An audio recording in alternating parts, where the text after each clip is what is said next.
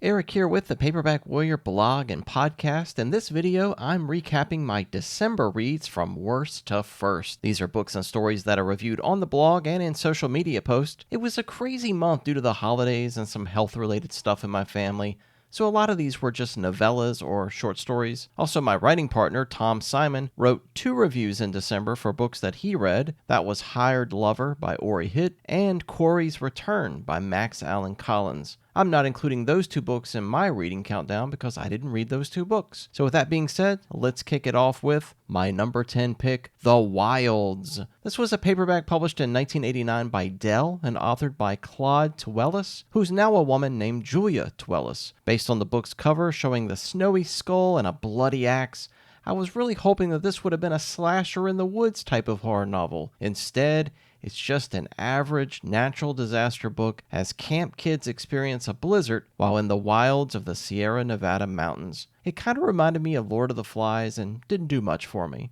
Number 9 is The People of the Summit. This is a Conan short story that was written by a Swedish author named Bjorn Nyberg and published in the Bantam paperback Conan the Swordsman, among others. This author only wrote 2 Conan short stories. The other one was The Star of Corella. He also collaborated with L. Sprague de Camp in 1957 to write the Conan novel The Return of Conan. The People of the Summit features a 20-something Conan taking a job as a mercenary to serve King Yildiz of Turan. His mission is to either bribe or threaten nearby tribesmen to stop raiding into Turan. Conan and his army are ambushed, and the only survivors of the massacre are Conan and a fellow soldier named Jamal. The 2 end up in the Misty Mountains where they battle a mysterious people. The story was just average at best and seemed to miss the mark on Conan characterization. I much prefer Roy Thomas's adaptation of the story as Demons of the Summit in Savage Sword of Conan number 3. Coming in at number 8 is the Robert E. Howard short story Rattle of Bones. This was published in the June 1929 issue of Weird Tales and stars Howard's Puritan hero Solomon Kane. In this one, Kane is in the Black Forest of Germany with a companion named Gaston. They stay the night at the Cleft Skull Inn, where the bartender is just a really strange fellow. Kane advises Gaston that they should lock their bedroom doors because the place is really creepy. Well, sure enough, Gaston finds a skeleton shackled to the floor. It turns out that the Cleft Skull Inn isn't a nice place to be. I thought this story was pretty good, but it's a really short read. I think it's something like 8 pages. As you can see, it was also adapted into a comic book form by Roy Thomas in Savage Sword of Conan number 18. My 7th pick is Conan the Flame Knife. The history on this novella is that it was originally titled Three-Bladed Doom and authored by Robert E. Howard, starring his character El Borak. But L. Sprague de Camp found the story and decided to rewrite it as a Conan novella. It was then published as The Flame Knife in Tales of Conan 1955.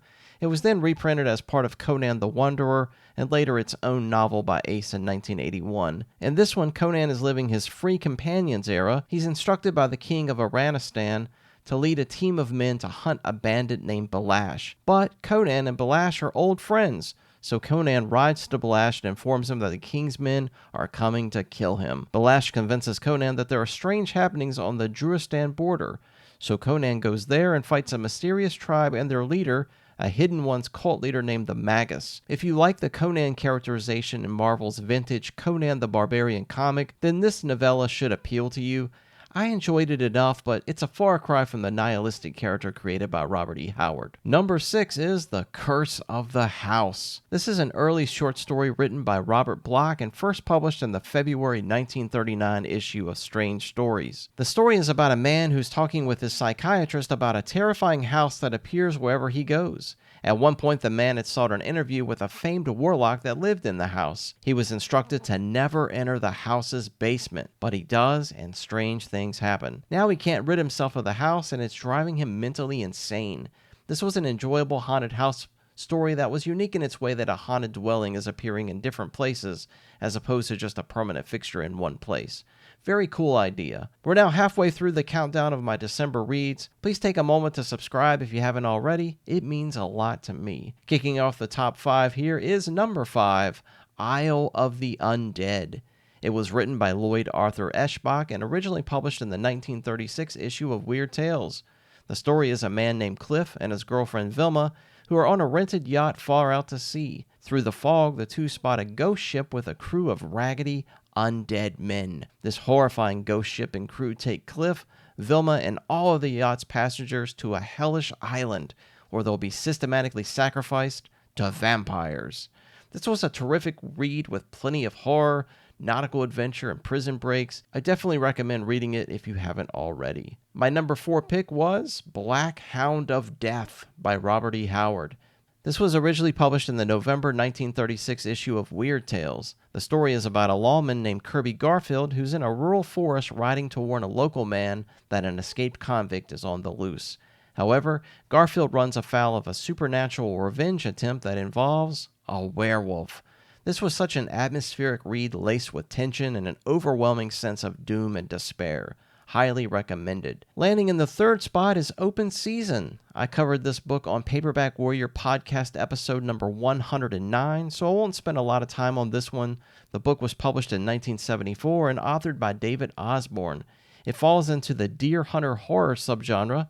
3 lunatics kidnap a couple, place them in the Wisconsin forest, and hunt them. The book was savagely violent with a frenzied pace and some surprises.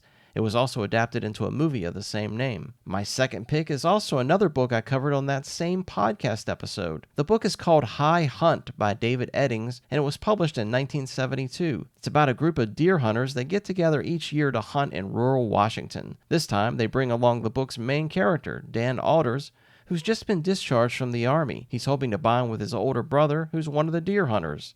This one falls into the deer hunter horror subgenre as well. One of the hunters goes insane, tries to murder a fellow hunter, but the book works well as a melodrama, focusing on life in the 1970s and the stress tension between friends, stress from the old 9-to-5 grind, and failing marriages. This book is fantastic if you're in the mood for something completely different. So, my number 1 read of December was Chartered Love by Conrad Dawn. I had never heard of this book or author. The book was originally published by a Chicago sleaze publisher called Novell Books back in 1960. Thankfully, Starkhouse Press reprinted the book last month as a Black Gat Books title. The novel stars John Darrow as a freight captain hired by a woman to help her locate a sunken ship containing a load of stolen gold. But just when John is able to locate the ship, he must contend with a Chinese gang and a heinous villain. If you love nautical adventure and treasure hunting, then you have to read this one. I loved it and was surprised by the violence that appears in the finale. There's sexy characters, action, gunplay. This one is fantastic and I can't recommend it enough. So there you have it, my countdown of December reads. Keep in mind that there are 2 podcast episodes in January, one on the 6th and another will land on the 20th. Also on the 13th, I'll have a shopping video of vintage military fiction paperbacks. Be sure to subscribe to this channel to get it all. It's all free and it takes you a half a second to click subscribe. I hope to have a screen-to-screen interview up this month as well with a respected horror author who just had his novel pulled by the publisher. I want to know what the story is behind this surprising move, and I'm interviewing him this month. Stay tuned. In the meantime, thanks for watching and enjoy whatever it is you're doing. Cheers to 2025.